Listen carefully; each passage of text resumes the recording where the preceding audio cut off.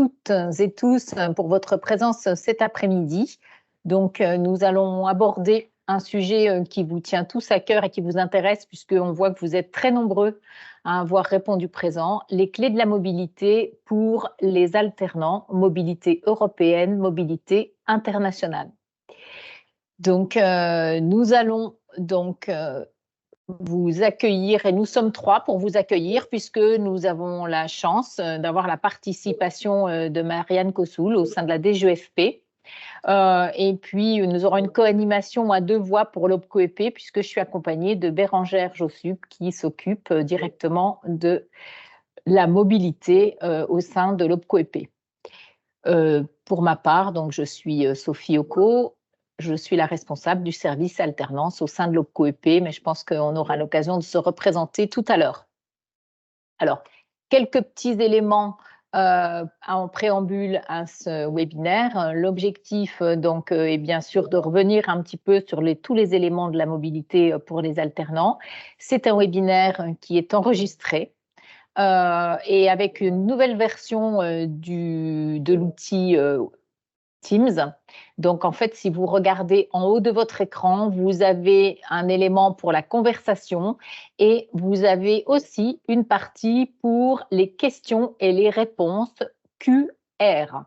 Donc, qui se trouve juste à côté, qui se trouve entre conversation et participants sur votre outil Teams. Donc, si vous souhaitez aborder certaines questions, nous ne les prendrons pas en direct. Nous y répondrons alors dans la mesure du possible pendant le webinaire. Autrement, nous y répondrons à l'issue.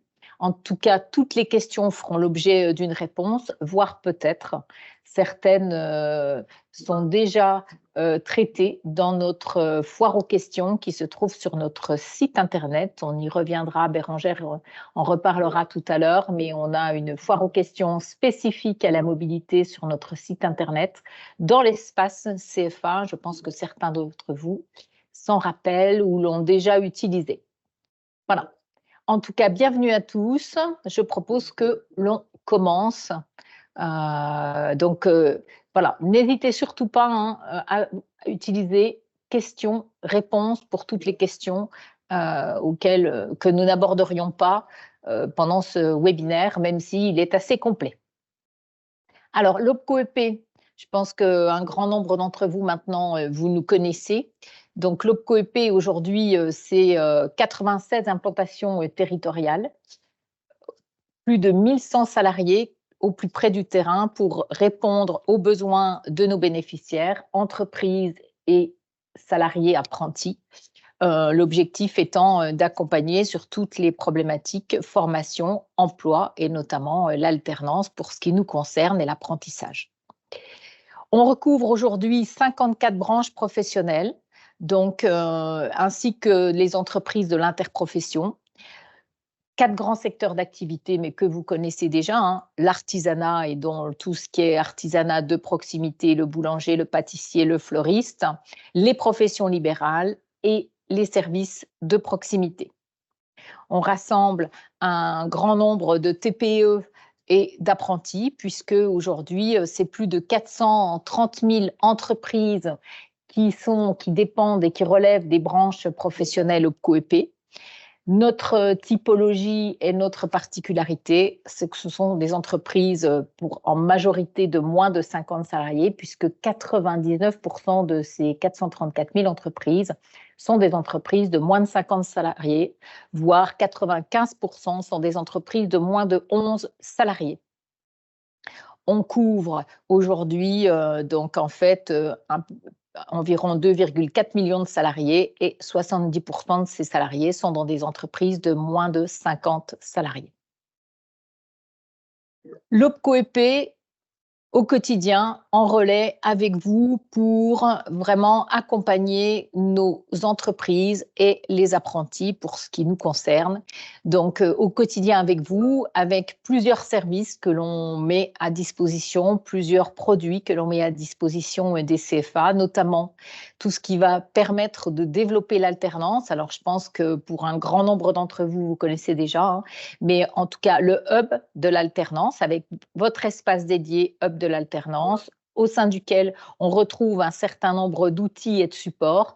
En tout cas, le simulateur alternance qui permet en toute simplicité de calculer le coût d'un contrat d'apprentissage et le reste à charge pour l'entreprise. Donc, simulateur que les entreprises mobilisent beaucoup, soit avec l'aide du conseiller, soit en toute autonomie. Des outils pour vous accompagner dans le recrutement des personnes en situation de handicap qui souhaiteraient s'inscrire dans un contrat d'apprentissage. Et puis, bien sûr, les outils liés à la mobilité internationale des alternants, dont le webinaire, ce qui nous fait nous rencontrer aujourd'hui. Un outil, bien sûr, d'autres dispositifs que l'on vous met à disposition.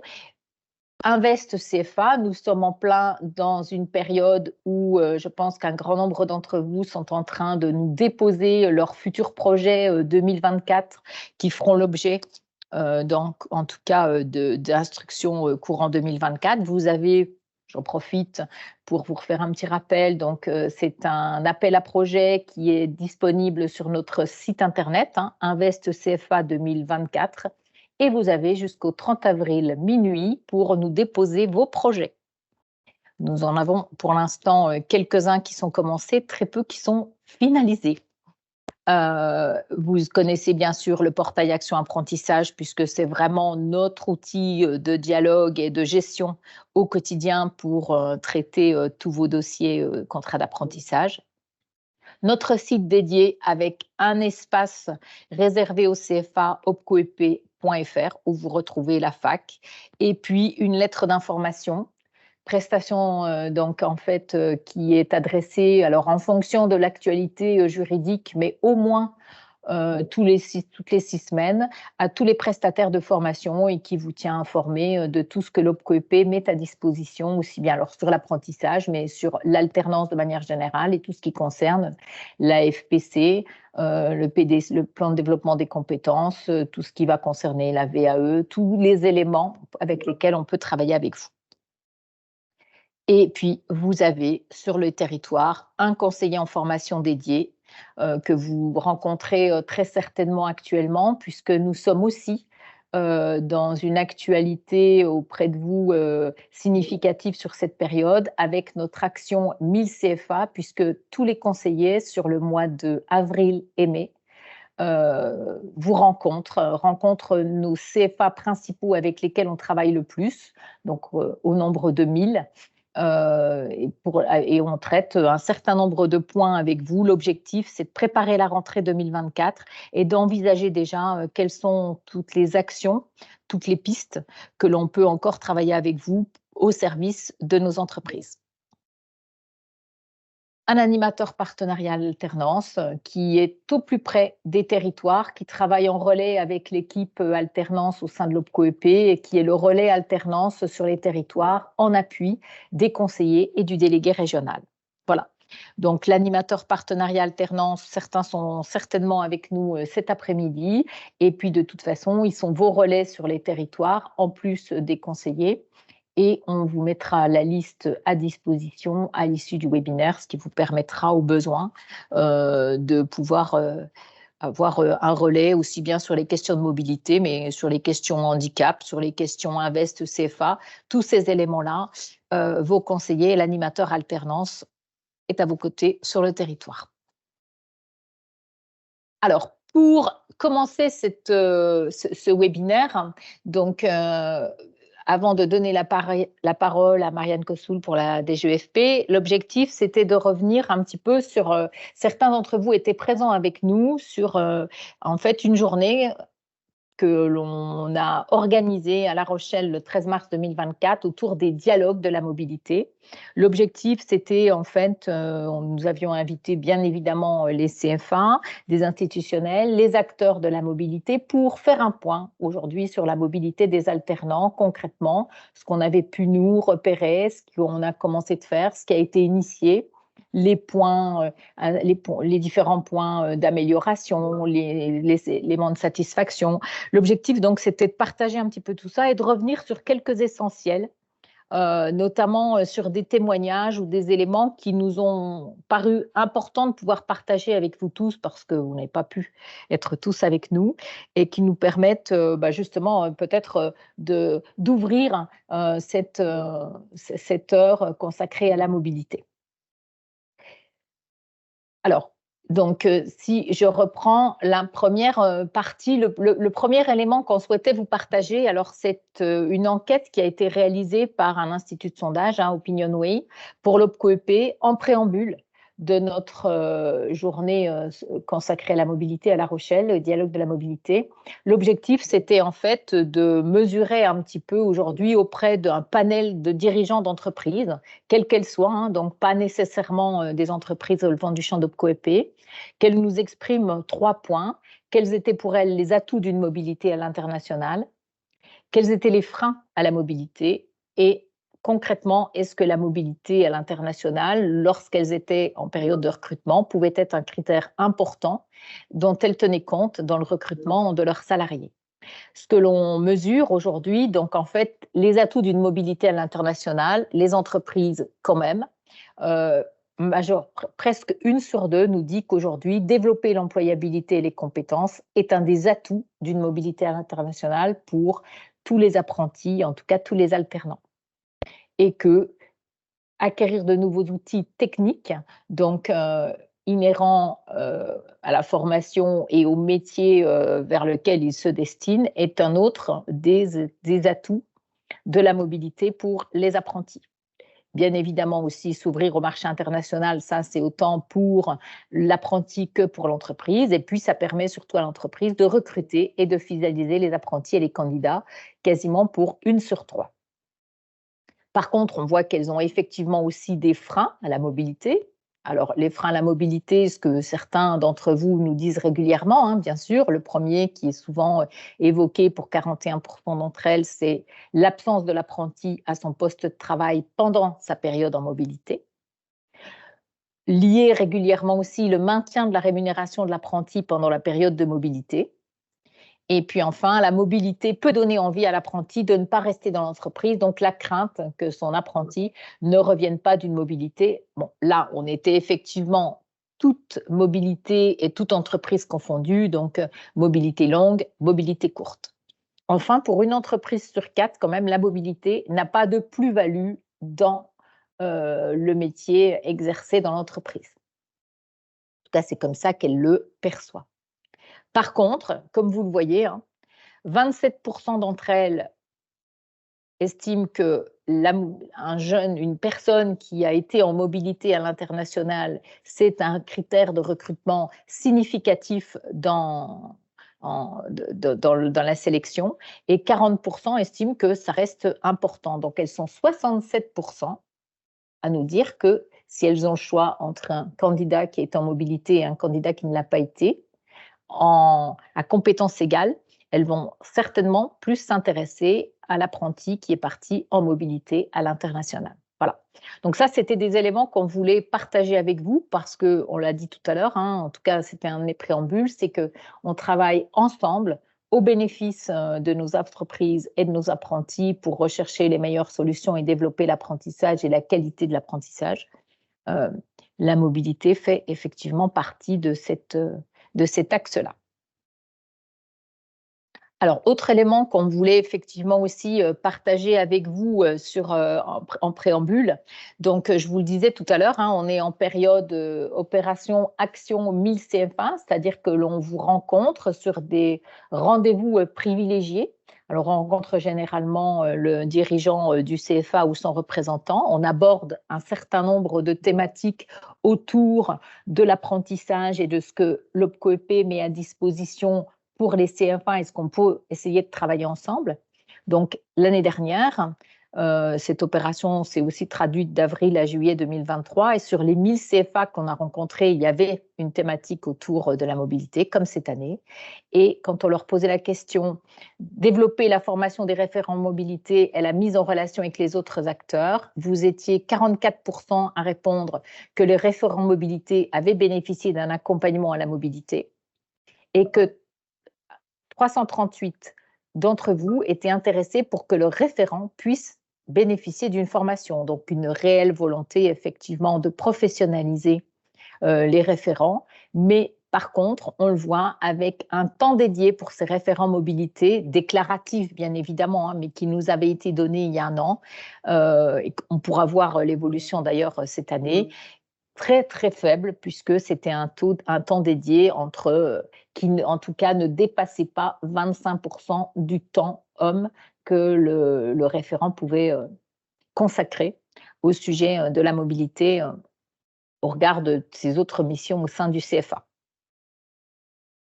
Donc ça, c'est un élément important. Oui, on voudrait bien les former, mais attention, le temps dédié est faible.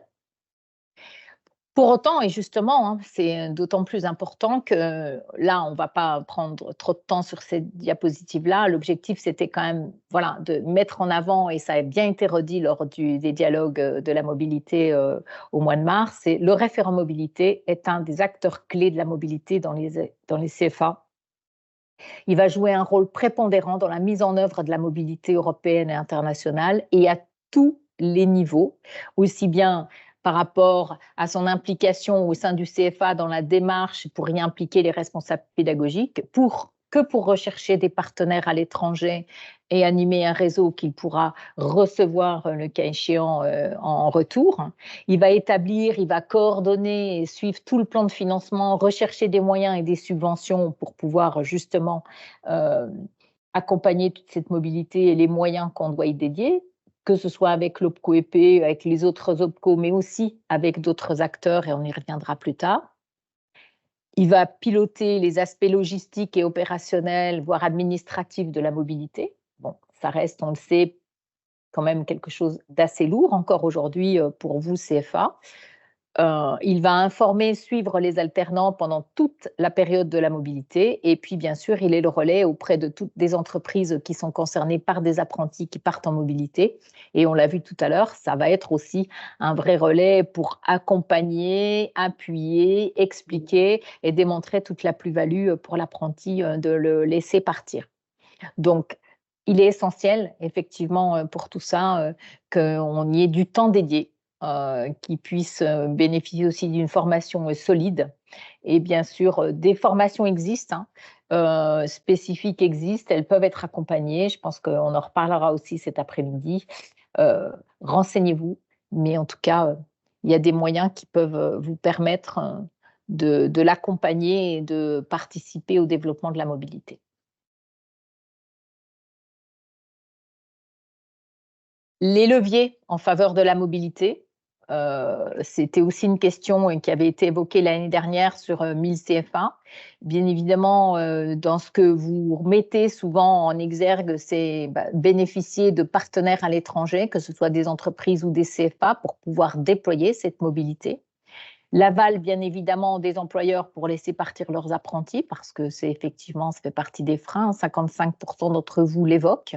L'accompagnement financier de l'OPCO et notamment de l'OPCO-EP pour quasiment la moitié d'entre vous. La motivation des apprentis.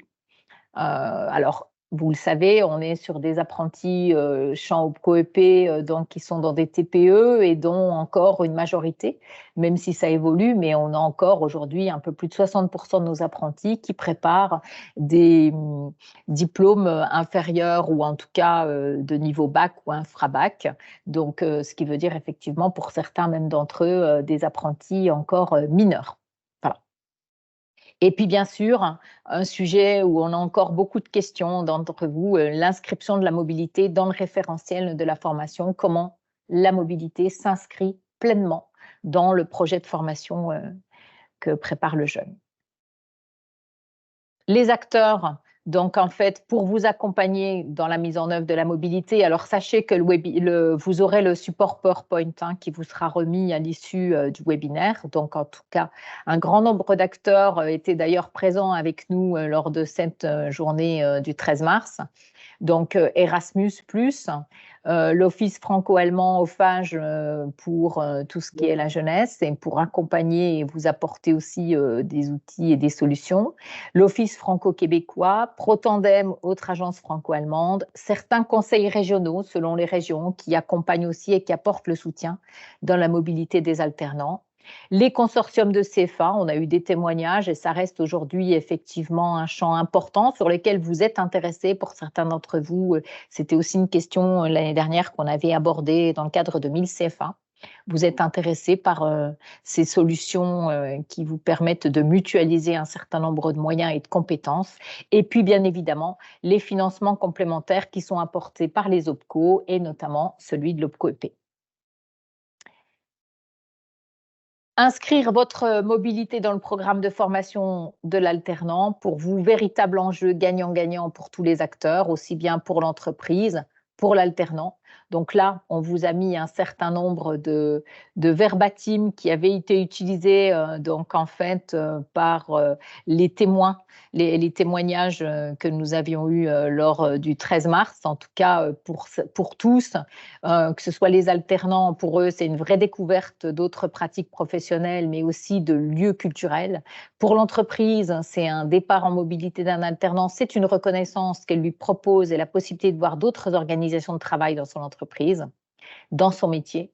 En tout cas, pour tous les acteurs, c'est une plus grande attractivité, plus d'ouverture à d'autres méthodes et d'autres outils techniques, et bien sûr, plus de travail en réseau et d'échange avec ses pairs à l'étranger, quelle que soit la position, et surtout pour vous, CFA. On vous a mis là des petits verbatims. Je sais que certains d'entre vous sont certainement dans la salle et en tout cas, merci pour ces verbatims et ces témoignages lors de la journée du 13 mars. Voilà.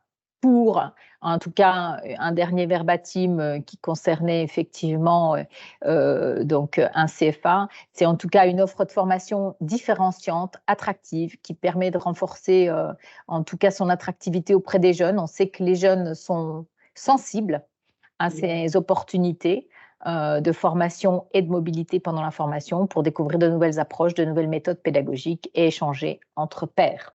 Voilà. Je vous propose maintenant, donc, sans plus attendre, de passer à l'action et donc, en fait, de revenir et de laisser la parole donc à Marianne Kossoul pour la DGEFP, donc, pour échanger avec vous sur tout ce qui concerne le cadre juridique de la mobilité internationale des alternants. Il y a quelques évolutions depuis le mois de décembre. Je laisse la parole. Merci Marianne. Merci. Je vous remercie de m'avoir proposé d'intervenir dans ce webinaire et puis pour la journée que vous avez organisée sur les dialogues de la mobilité, votre engagement en général en faveur de la mobilité, puisque notamment, bon, c'est le sujet dont je suis chargée à la Délégation générale à l'emploi et la formation professionnelle. Alors, cette présentation, elle a été conçue comme plutôt comme une introduction au cadre juridique de la mobilité. Ce qu'on souhaite, c'est que dans ce document, vous retrouviez aussi et par la suite tous les documents de référence dans le PowerPoint. En fait, vous allez retrouver tous les documents de référence, les principales sources juridiques aussi, qui vous permettront ensuite d'approfondir, si vous le souhaitez, encore le sujet. Alors, je reviendrai plus particulièrement sur 3 aspects. Tout d'abord, le fait que le cadre juridique de la mobilité aujourd'hui est en cours d'évolution. Dans un second temps, je vous présenterai plus particulièrement le statut des alternants pendant la mobilité et le système de conventionnement. Et puis, on abordera à la fin la question du soutien financier par les opérateurs de compétences en faveur de la mobilité, avant que l'OPCO-EP reprenne de façon précise ce qui est proposé par l'OPCO-EP dans ce domaine. Alors, à titre liminaire, par rapport au cadre juridique qui est en cours d'évolution, il faut savoir que la mobilité internationale, elle s'insère dans un cadre plus global de politique en faveur du soutien à la mobilité des apprenants, donc au niveau national, au niveau européen, et que c'est un objectif qui est partagé par de nombreux acteurs, qui crée donc un environnement qui est favorable au développement de la mobilité des apprentis. Donc en France, on a par exemple le discours de la Sorbonne du président de la République en 2017 qui fixait un objectif ambitieux, c'est-à-dire que la moitié d'une classe d'âge est passée avant ses 25 ans, au moins 6 mois dans un autre pays européen. On a également le législateur par la loi du 5 septembre 2018 relative à la liberté de choisir son avenir professionnel et puis la loi du 27 décembre 2023 dont on reparlera. Donc le législateur aussi a créé un cadre légal qui a vocation à faciliter la mobilité des apprentis en créant notamment la fonction de référent mobilité et puis un statut de mise en veille du contrat pendant la mobilité, dont on reparlera aussi par la suite, ainsi qu'un financement par les OPCO, enfin toute une série de mesures. Par ailleurs, le ministère du Travail, de la Santé et des Solidarités, son nom actuel, a une politique de soutien à la mobilité qui est constante, donc qui passe aussi par le soutien à différentes structures comme Europe Mobility, qui est une association qui propose beaucoup de ressources pour organiser la mobilité.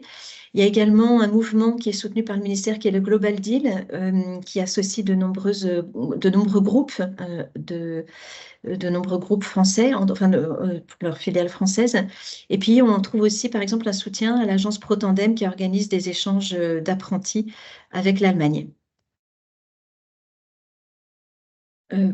Par rapport aux évolutions en cours, donc j'ai évoqué la loi du 27 décembre 2023 qui vise à faciliter la mobilité internationale des alternants pour un Erasmus de l'apprentissage.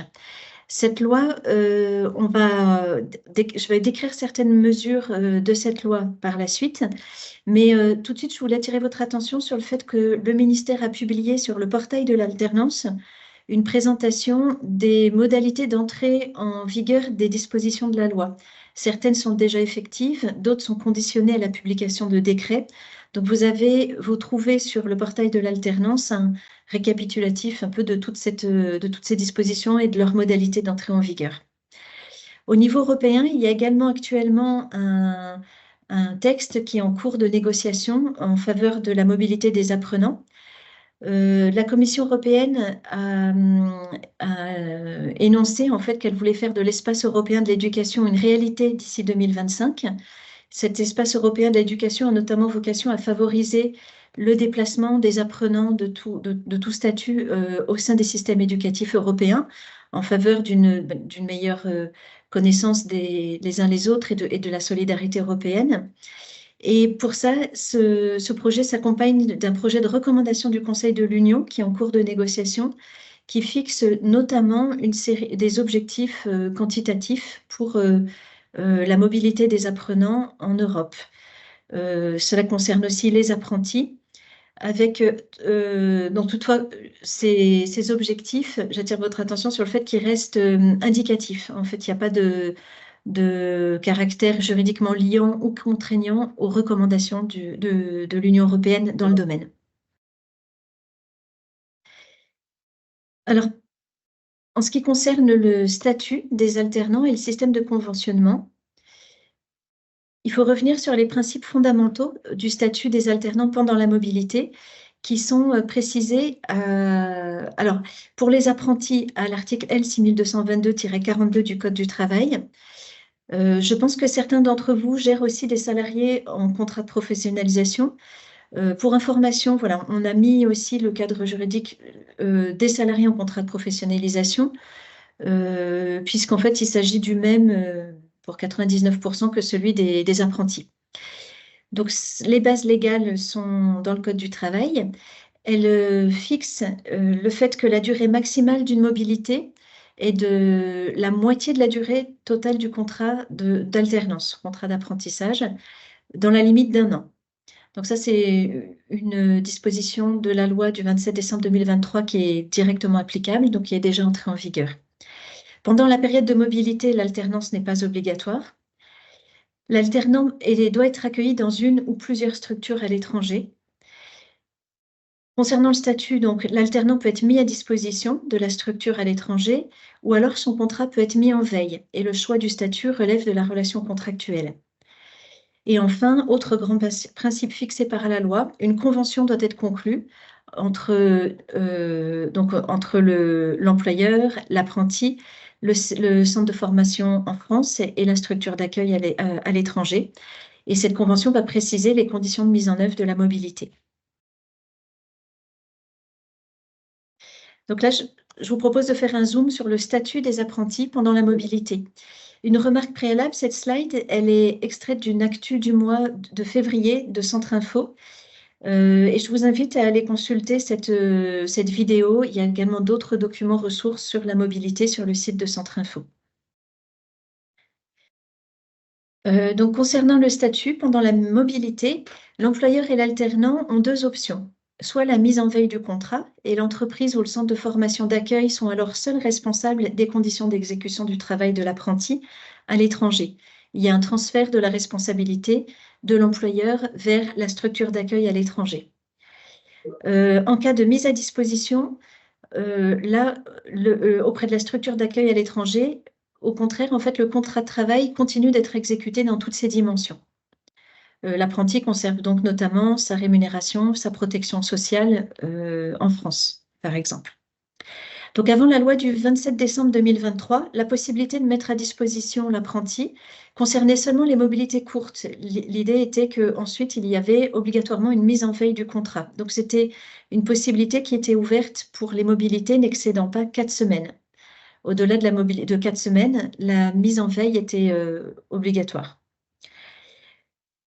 Désormais, la mise à disposition pourra être mise en place pour l'ensemble de la période de mobilité, quelle que soit sa durée. C'est une évolution qui était très attendue et qui est déjà entrée en vigueur qui est déjà effective avec l'entrée en vigueur de la loi du 27 décembre 2023.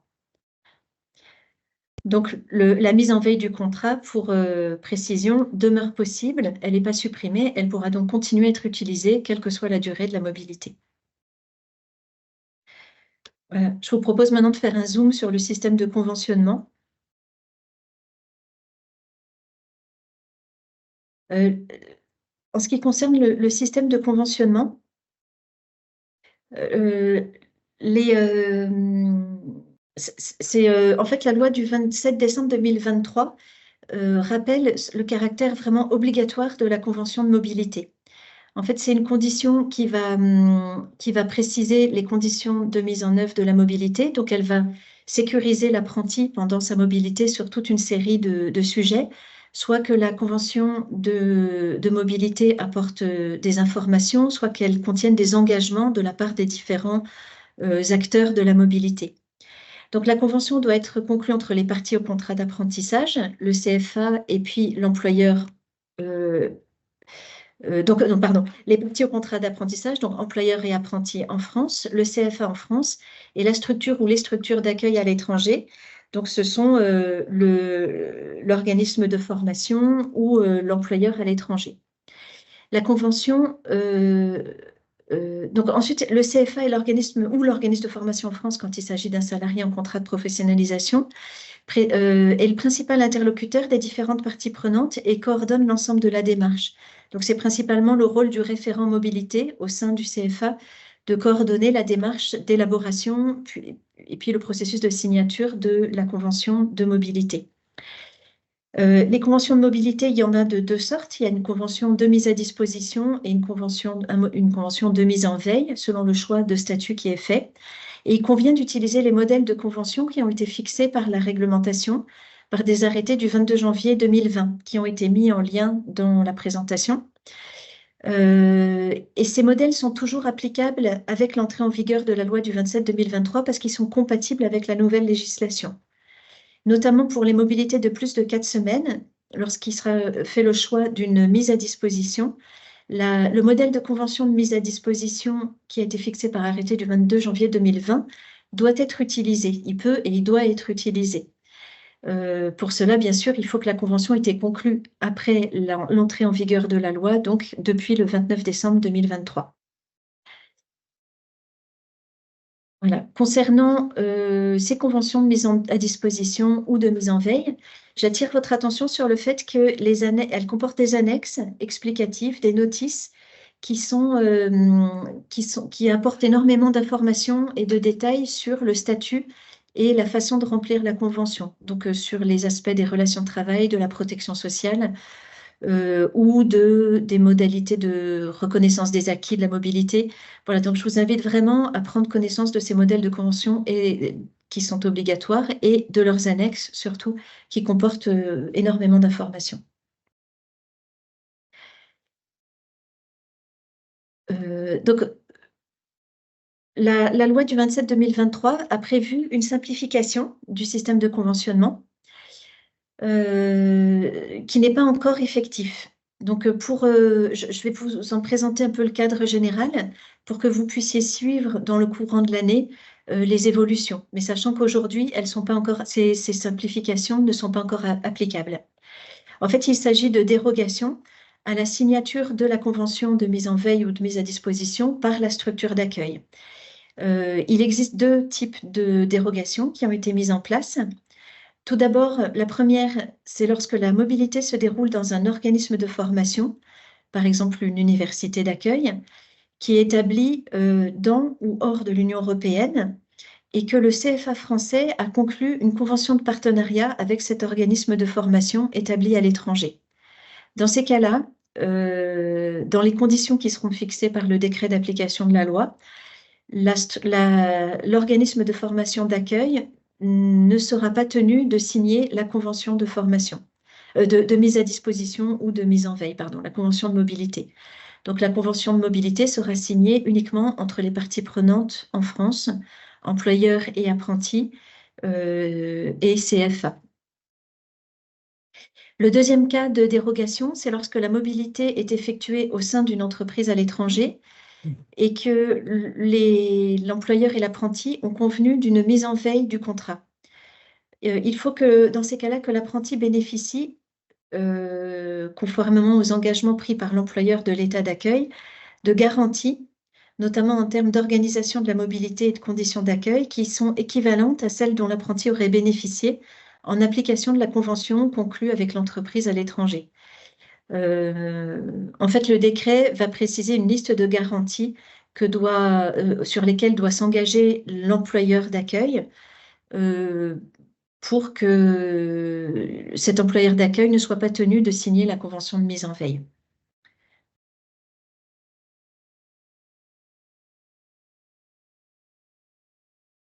Voilà. Donc, ces dérogations, comme je vous dis, elles sont conditionnées à la publication de décrets qui en préciseront les conditions et les garanties. Donc, on vous invite à suivre l'actualité sur ce sujet dans le courant de l'année. Concernant la protection sociale pendant la mobilité, j'ai surtout souhaité vous indiquer quels étaient les documents ressources vraiment fondamentaux sur le sujet. Il y a tout d'abord les références législatives du Code du travail, donc toujours les mêmes articles qui fondent le droit de la mobilité des alternants, apprentis et salariés sous contrat de professionnalisation. Et puis, il y a une instruction interministérielle de la Direction de la Sécurité sociale du 15 mai 2020 qui détaille très précisément les modalités de mise en œuvre de la couverture sociale pour les apprentis en cas de mobilité dans un État membre de l'Union. Donc, on est plutôt sur les mobilités européennes, avec des précisions sur le statut en cas de mise en veille, les démarches à effectuer par les CFA ou par les apprentis également dans cette hypothèse. Des renseignements peuvent également être pris auprès du Centre des liaisons européennes et internationales de la sécurité sociale, notamment en cas de mobilité hors Union européenne.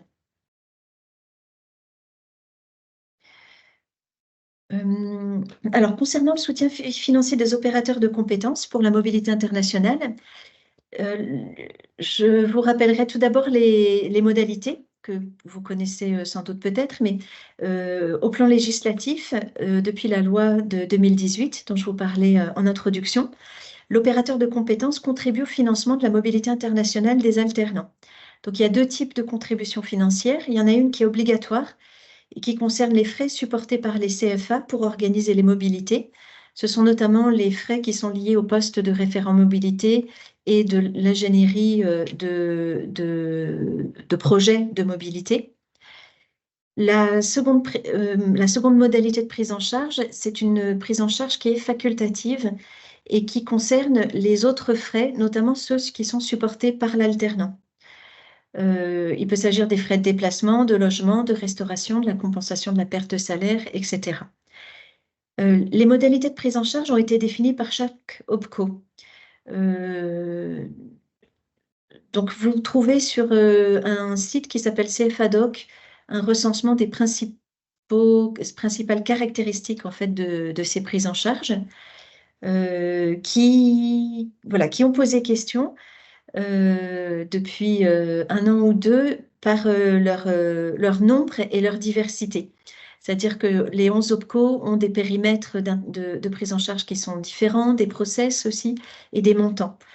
Donc, par rapport à cette complexité, le ministère chargé de la formation professionnelle, dans le cadre de l'examen de la loi du 27 décembre 2023, a annoncé qu'un chantier de simplification et de convergence serait mené à la suite de la publication de la loi. Il y a également au niveau de la loi une disposition qui prévoit que les frais correspondant aux cotisations sociales liées à une mobilité hors du territoire national, supportée par le CFA, donc en cas de mise en veille du contrat, doivent être pris en charge de façon obligatoire par les OPCO, alors que jusqu'à présent, cette prise en charge était facultative. Cette disposition n'est pas encore effective, elle est conditionnée à la publication d'un décret, également en cours d'élaboration.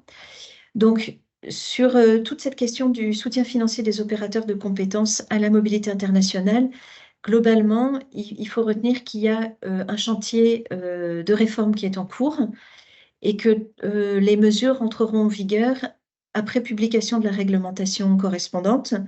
Et puis après également que les conseils d'administration des OPCO se soient positionnés sur les nouveaux montants ou voilà, sur les aspects de la prise en charge qui relèveront de l'OPCO dans le cadre de cette nouvelle réglementation. Voilà, je pense qu'on arrive au bout de cette présentation. Donc, vous pouvez, vos premiers interlocuteurs sur ces questions, ce sont les directions régionales de l'économie, de l'emploi, du travail, des solidarités, donc les DRETS, que vous pouvez contacter. Et puis, je crois qu'en fin de webinaire, il est prévu peut-être quelques questions, donc je me tiens à votre disposition également pour y répondre. Merci beaucoup, Marianne, pour votre présentation.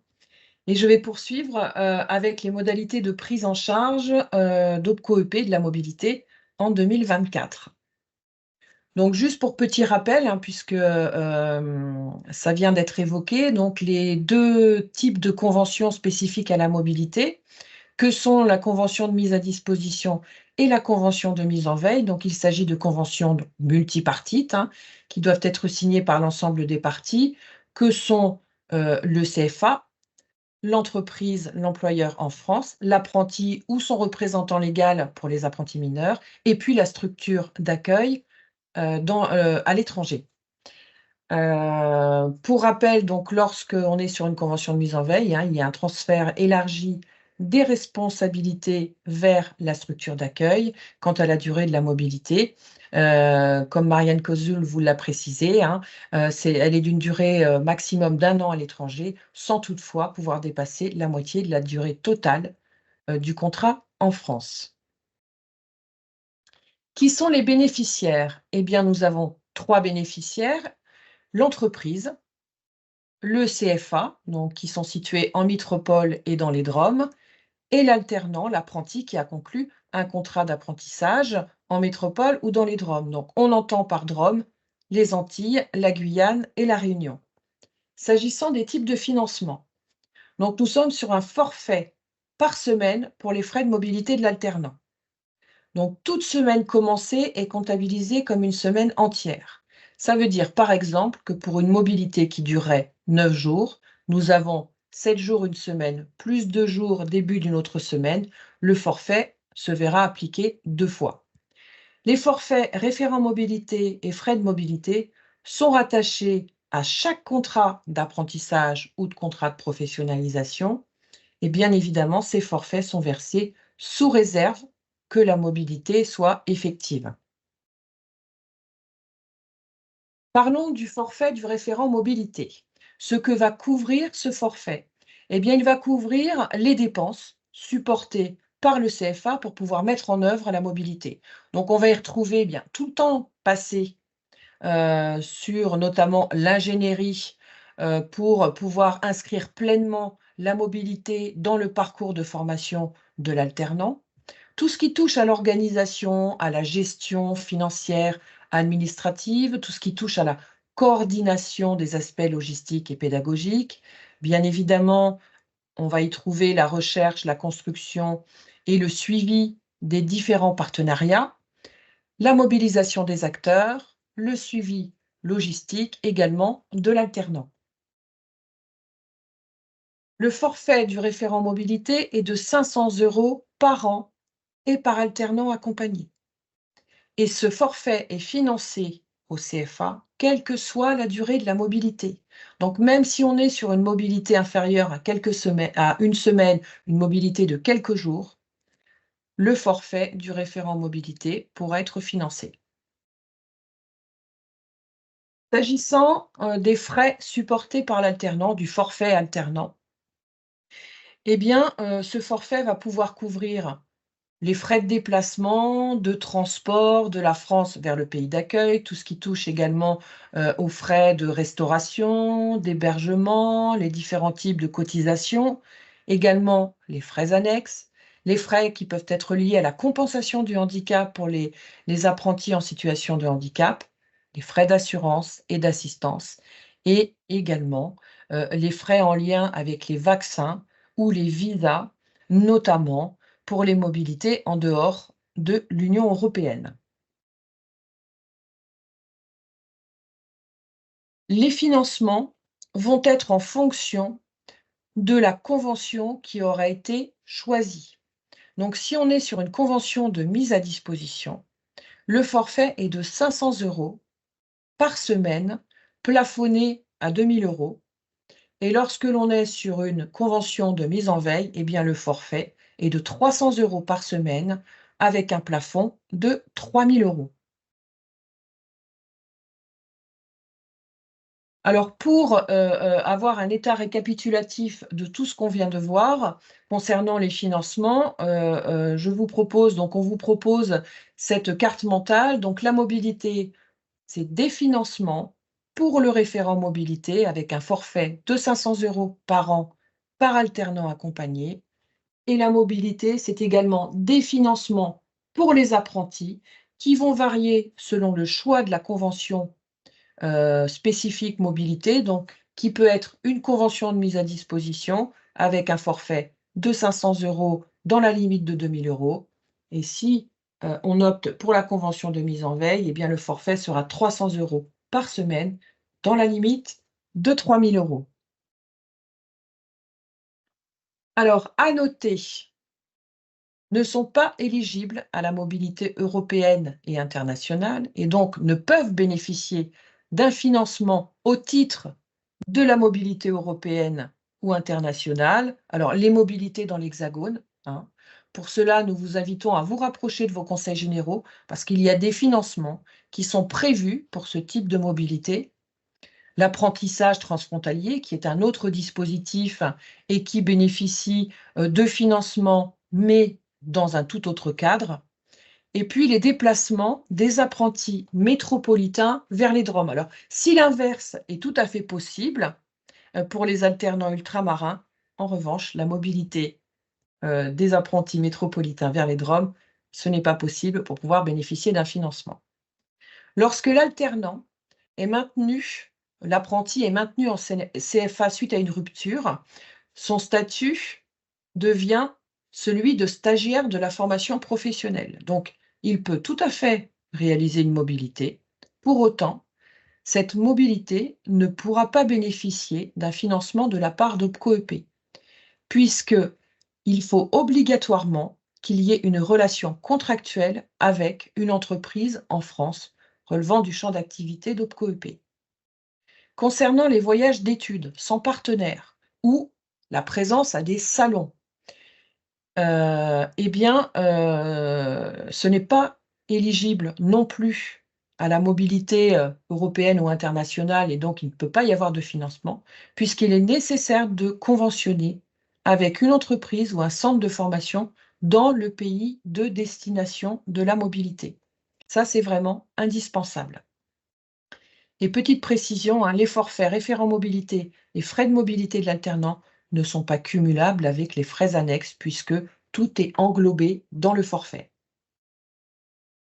Quelles sont les démarches à accomplir? Donc, le CFA doit adresser à OPCO-EP une demande de prise en charge donc des forfaits pour chaque alternant. Cette demande va comprendre bien, la convention spécifique de mobilité qui peut être de mise à disposition ou bien de mise en veille, signée par l'ensemble des parties. en complément de la convention de formation initiale. Alors attention, si jamais la convention de formation initiale ne mentionne pas la mobilité, il sera nécessaire de rédiger un avenant à cette convention et cet avenant devra préciser toutes les modalités de la mise en place de la mobilité. Alors, dans cette demande, les factures relatives aux différentes mobilités devront également être adressées à OPCO-EP des réalisations de la mobilité.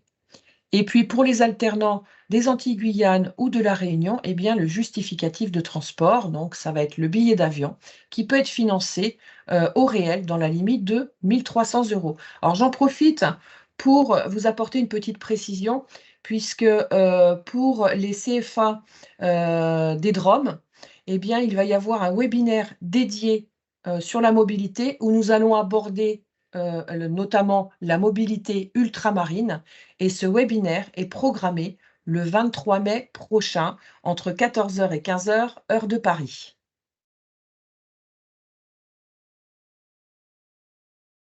Alors, aujourd'hui, nous avons un système qui est en cours d'évolution pour pouvoir gérer la mobilité.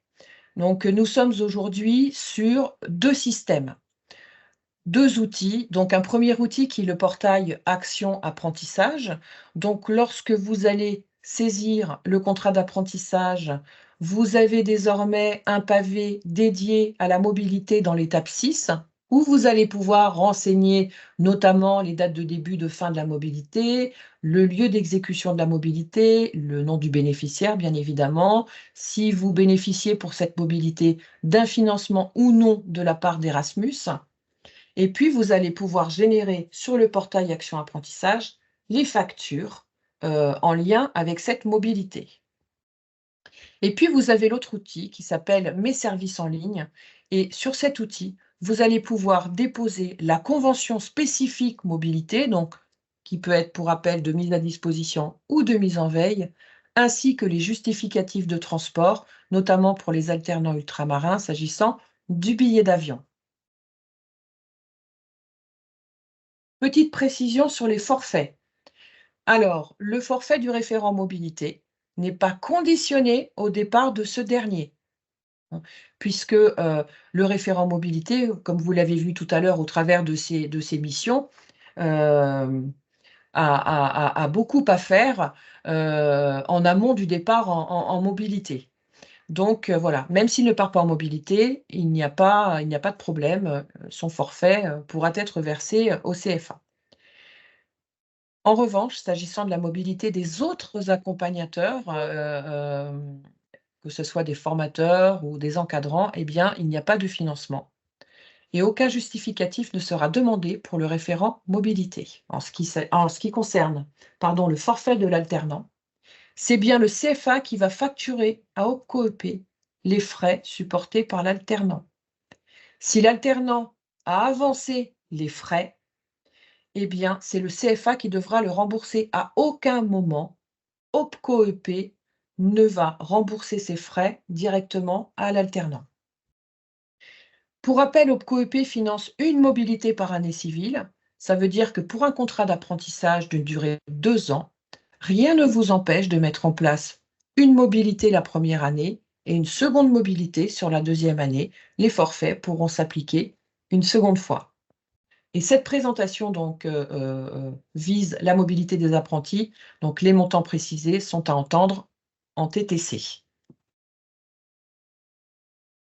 Pour retrouver toutes ces informations, nous vous invitons à vous rendre sur le site de l'OPCO-EP, puisque comme Sophie, lors de l'introduction, vous l'a précisé, vous avez vraiment un espace dédié sur le site internet d'OPCO-EP avec une page spéciale mobilité sur laquelle vous allez pouvoir retrouver l'ensemble de nos fiches techniques sur la mobilité, ainsi que tous les modèles de convention également, et puis la foire aux questions qui sera bien évidemment alimentée de toutes vos nouvelles questions posées lors de ce webinaire.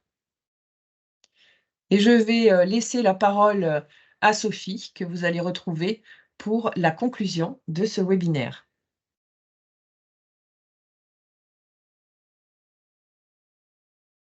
Sophie, ton micro. Exact.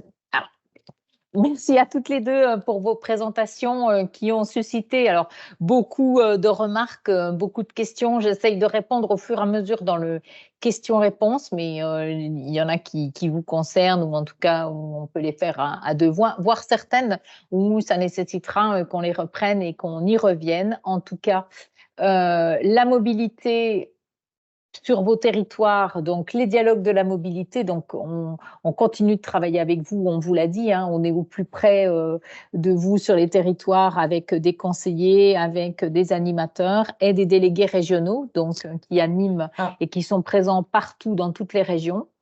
On va donc, on reviendra vers vous selon les régions courant 2024, voire 2025, pour travailler autour de la mobilité et puis sur des demi-journées, vous inviter avec d'autres acteurs autour des dialogues de la mobilité en région, en territoire. L'objectif, c'est de voir concrètement comment ensemble on peut encore faciliter cette mobilité, sa mise en œuvre, comment on peut peut-être aussi lever des freins.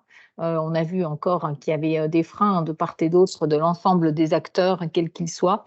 Donc, comment ensemble, en tout cas, on peut encore faciliter la mobilité. Donc, rendez-vous dans vos régions avec vos équipes OPCO-EP régionales pour des dialogues courant 2024-2025. Voilà, donc là-dessus, on reviendra vers vous sur ces éléments-là. Juste, on vous l'a dit, des conseillers en formation présents sur vos territoires. Donc, comment nous retrouver? Vous cliquez, alors bien sûr, ce PowerPoint, il y avait des questions dans la conversation. Aura-t-on le PowerPoint? Oui, vous aurez le PowerPoint avec tous les outils que vous pourrez retrouver qui vous ont été présentés cet après-midi, quels qu'ils soient. Et puis, si vous allez sur cette carte de France dynamique, vous cliquez sur la région et vous retrouvez là tous les éléments, y compris vos conseillers de proximité dédiés. Donc, ou en cliquant sur ce lien-là, de la même façon, si vous vous retrouvez sur le site internet, vous avez toutes les possibilités de retrouver le nom de vos conseillers dédiés et de vos animateurs. N'hésitez pas à les solliciter. Et puis, quand même, pour une grande partie d'entre vous, hein, vous les rencontrez actuellement sur le terrain. Donc, c'est un sujet qu'ils aborderont avec vous. N'hésitez pas à passer un petit peu de temps, à vous faire part de vos remarques, de vos propositions. Là-dessus, on est tout oui, puisque c'est un sujet qui voilà, tient à cœur de l'OPCO-EP et tient à cœur de nos instances paritaires de développer la mobilité. Alors, il y a une question, effectivement, on ne cite pas Mayotte dans les DROM. Alors, non pas qu'on a bien conscience qu'effectivement Mayotte peut être concernée. OPCO-EP n'est pas présent à Mayotte pour développer la mobilité. Donc, pourquoi on vous cite Martinique, Guadeloupe, Guyane et île de la Réunion? Parce que nous sommes présents avec des équipes dédiées et que nous accompagnons les CFA de ces territoires-là et qu'il y a une réelle volonté justement, et c'est pour ça qu'on travaille sur un webinaire dédié, de développer aussi la mobilité vers la métropole, de développer la mobilité interdrom aussi, pour favoriser vraiment les échanges avec tous les apprentis qui sont situés sur ces territoires.